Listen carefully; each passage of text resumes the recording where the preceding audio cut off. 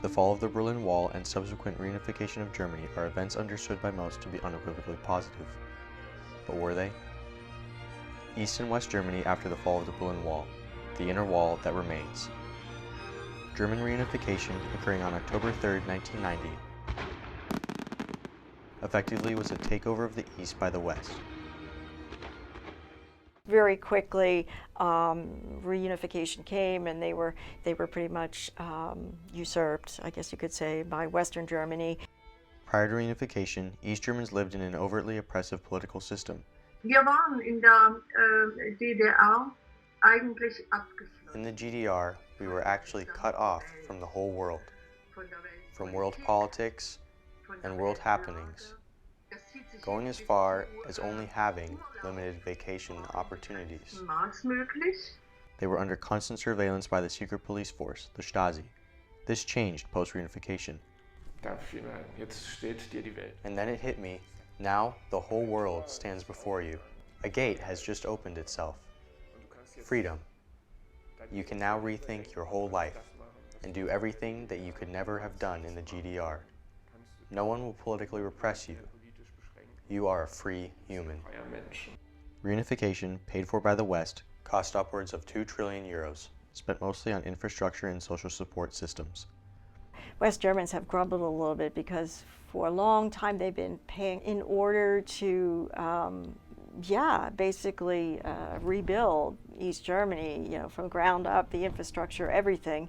The reunification, or if the Eastern Germans talk about it, the taking over of the East was the single most expensive investment the West has ever done. Many East Germans oppose the idea of a capitalist society because of the economic pressures and divides it creates among citizens. Capitalism is a very individualistic system where you really have to kind of fend for yourself. They talk about the Ellbogengesellschaft, where you really have to use your elbows. The way the reunification was executed did nothing to dispel this concern. Prior to reunification, every East German citizen had a job and a reliable income. Reunification crippled the stable Eastern economy on many levels. From the economic point of view, the GDR was no longer viable. So from an economic point of view, it was broken. At the professional level, reunification did not serve the East well either. Eastern professionals across all walks of life were replaced by their West German counterparts. Law schools, courts, universities, hospitals, and medical schools were closed to control costs, losing out to gleaming buildings in the West. There were many West Germans who came to East Germany to fill high-level administrative government positions or business executive positions. Everywhere, the most instrumental positions in East Germany were taken mostly by West Germans, which was difficult for East Germans to deal with. Freedoms gained by the East often had negative consequences. A great benefit of reunification was open access to travel and study. We drove into West Germany, and at the time I had the feeling that the fields are greener. Everything is cleaner. It's just nicer. However, this facilitated millions of young East Germans leaving for the West, leading to economic decimation and an aging, unemployed population. The shift from socialism to capitalism was facilitated by the Treuhandanstalt. This organization called the Treuhandanstalt came over and began buying up what would have been state-run businesses and winding them down, and they would have been sold, and they would have become, privatized industry at that point. A lack of private capital in the East resulted in 80% of East German commercial property ending up in the hands of the West. Many enterprises were then shut down. 2 years after German reunification, 13,000 companies had been sold, industrial production in the East had plummeted by 73%, and unemployment was rampant. Within days, the former GDR went from an unemployment rate of 0% to an unemployment rate of 15%. Westerners took not only East German jobs but their homes as well. To make amends for the properties nationalized by East Germany after World War II, Germany implemented restitution before compensation, allowing individuals with valid claims to East German property to regain ownership of the properties. 4 million of the 17 million East Germans were displaced by this policy, and a third of the country's land changed hands. Prior to reunification, East Germans had a strong social support system. The government provided everything. There was almost no unemployment. Everybody in one way or another was guaranteed a job. Things were very inexpensive. They had incredible social benefits that we could only dream about. With reunification, an influx of a Western workforce, replacement of East German professionals by Westerners, and transfer of ownership to the West led East Germans to become second-class citizens in their own country.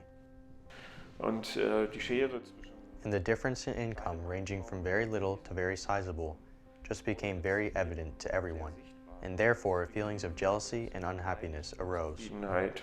Peter Schneider, in Der Mauerspringer, about a man who constantly jumps back and forth over the Berlin Wall, coined the term inner wall to describe the persistent divide plaguing the German populace.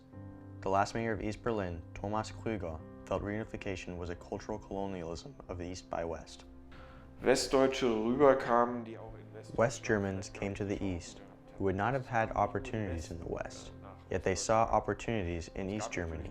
So, not only the most capable West Germans came to East Germany, and there were, of course, very intelligent people in East Germany, because one must say that the educational system in East Germany was very good. And of course, when someone less capable came over and thought they could do things better, that was very hard for the people to deal with. In 1991, Germany imposed a 5.5% tax on income, the Solidaritätszuschlag, to pump money and resources into the East.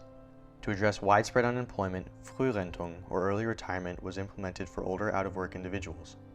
Funding agencies were tasked with retraining workers for needed careers. The fruit of these efforts has been impressive by many measures. They had to be brought up to a standard which West Germany had before, and you had to build everything new, yeah? New schools, new autobahn, new streets. You had to bring industry. So I think that was, under the circumstances, a miraculously and very, very good integration. Nevertheless, East Germany still lags behind the West. For example, we have 500 generals in the German military, and not one of them is East German. You know, we have 153 ambassadors. You know, not one comes originally from East Germany. We have, still nowadays, 80% of the judges judging over East German people are coming from the West. Schneider's inner wall manifests itself in unexpected ways.